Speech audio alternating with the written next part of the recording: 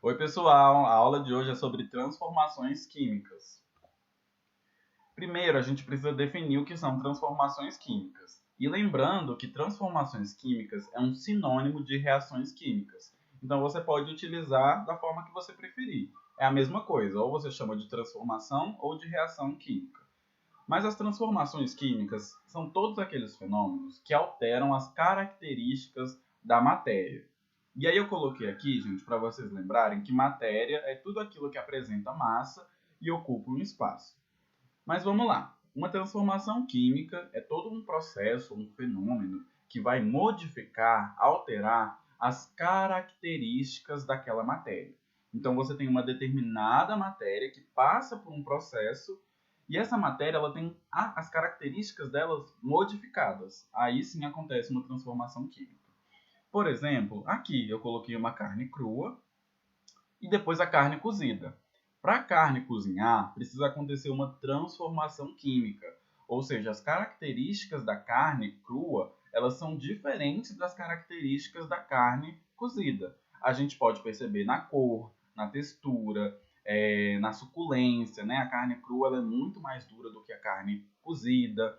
E essa transformação, no caso, ela acontece por causa de um reagente que é a temperatura, né? Aqui eu simbolizei o fogo, mas qualquer coisa que aqueça a carne, ela vai cozinhar a carne crua. Então é uma transformação que acontece devido a um fator ali que está ocorrendo com essa matéria, com essa substância.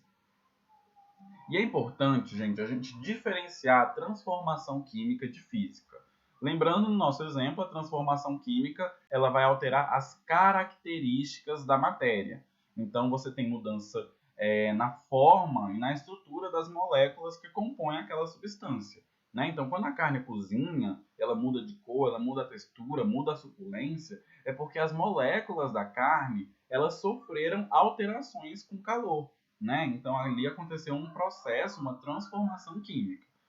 Já uma transformação física, por exemplo, ela não altera as características daquela substância, daquela matéria.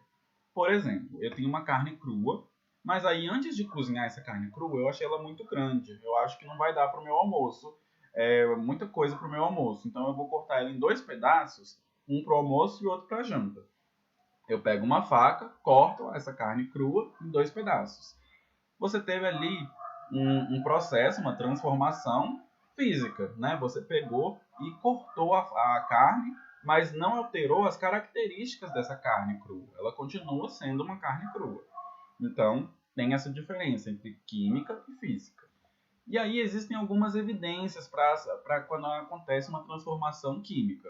Por exemplo, mudança de temperatura. Por exemplo, o gelo, quando ele derrete e se transforma em água, acontece uma mudança de temperatura. É uma transformação química.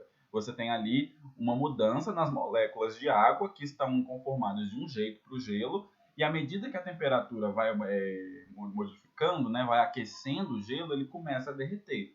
E por mais que a água do gelo seja muito fria, ela é um pouco mais quente do que a água ali que estava formando o gelo.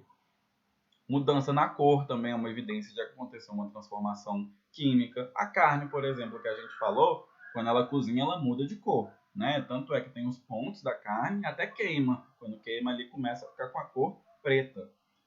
A liberação de gás, por exemplo, quando você coloca um comprimido de um remédio, um copo d'água, às vezes libera começa a borbulhar bastante, né? Esse borbulhamento, né? Essas bolhas que saem ali são a liberação de gás, que é uma evidência de que está acontecendo um processo, uma transformação química daquele comprimido na água, por exemplo.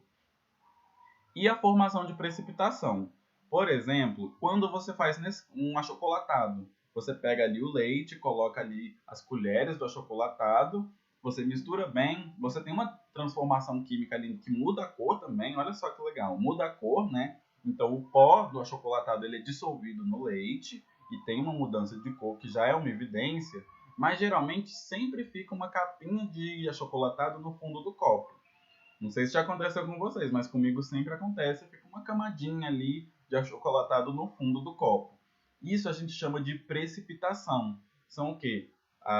o pó ali do achocolatado que não conseguiu ser dissolvido pelo leite. Então ele precipita, né? Ele chega até o fundo e se acumula ali no fundo daquele copo. Então isso também é uma evidência de uma transformação química. E esse é o tema da nossa aula, viu, gente? Tchau, tchau!